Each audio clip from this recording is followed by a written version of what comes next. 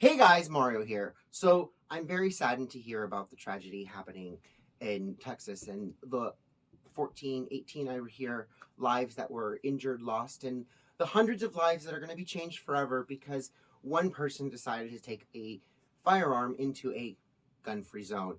This highlights what I've been saying for many, many years. We need to start having communication with our children because as we find out more about this individual who fired upon innocent people, we're finding out that this person was truly disturbed. We're finding out that they were not white. They were, in fact, a person of color. They were, in fact, transgender. And when I tell people that transgenderism truly is a medical disorder, it's called gender dysphoria. You feel you're in the wrong body mentally. And our society has gotten away from the medical diagnosis of it and just said, well, it's just a however you feel, as a way of band-aiding the feelings that these young people are feeling of confusion, misunderstanding. They are looking for their place in the world.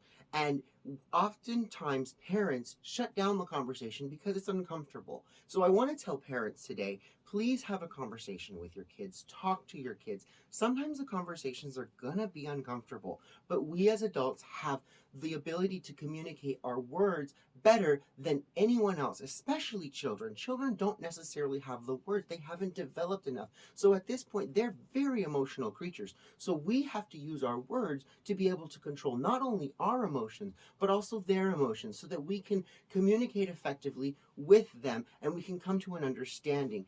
This person who did this monstrous act is something that we're seeing in our communities more and more and more, where children are confused, they don't understand, they aren't taught boundaries, they aren't taught consequences. And so when they get upset because their girlfriend broke up with them, because their boyfriend broke up with them, because their mom and dad had a disagreement, their kids stole their remote control, they go on to do things like shoot up their siblings, schools, family members, other people. They go on to hurt others because they're lashing out.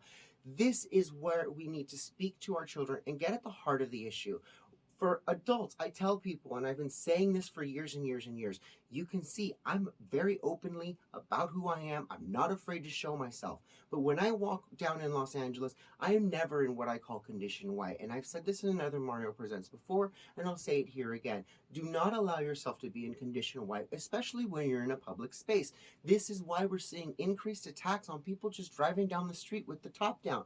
Well, you're driving down the street with the top down and you're not paying attention to the world around you. You're involved in your music. Well, then when 5, 6, 10 people gang up on your car and rip you out of your car and they steal from you, you have nobody to blame but yourself, as opposed to the society. The society has deteriorated, but it's our responsibility as individuals to maintain safety of ourselves. We have to maintain ourselves in what's called, I call condition yellow. If you've been in military, police, you understand these conditions: white, yellow, orange, and red. Red being I'm taking action, something's happening to me. But I live my life in a condition of yellow. What's going on? That car down the street.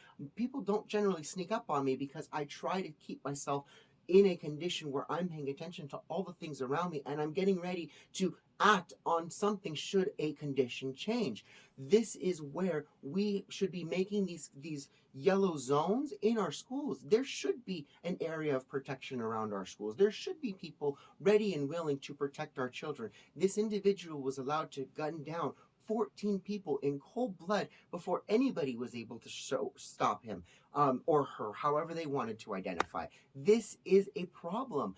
Gun-free zones do not prevent gun violence. In fact, they invite gun violence, as we see time and time again. But shooters seem to not want to pick places like banks, like jewelry stores. They don't want to pick places where their people are armed and are willing to fight back. Even the local church here in California, when they were attacked, they hogtied that attacker. Yes, one person was shot, several people were injured, but the people had the courage to stand up and say, no, we are not going to take it and we're going to stop you. That is the heart of America. Is we are fighters. We are going to protect our life. We are going to protect our liberty, and the most dedicated people will protect the lives of others. I love you all, and I'll talk to you soon. Mwah! Bye, guys.